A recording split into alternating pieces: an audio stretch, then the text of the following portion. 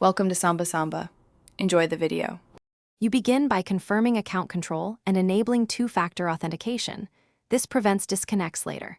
Next, open YouTube Studio and Twitch dashboard side by side so you can copy keys and authorize apps quickly. Once done, in YouTube go to Settings, right arrow Channel, right arrow Advanced Settings, and in Twitch open Settings, right arrow Connections. Make sure your email and channel identities match expected accounts, otherwise permissions will fail, and you'll have to reauthorize. Now you authorize the actual linkage. On Twitch, use Connections and select YouTube if listed, or add via the developer OAuth flow. On YouTube, enable live streaming and grant access to the Twitch app or third-party service if required. Once prompted, review requested permissions and accept only what's necessary. Copy any stream key or OAuth token exactly. One wrong character breaks the link. If using a third-party tool, paste keys into its settings. Then test a private stream to confirm the bridge.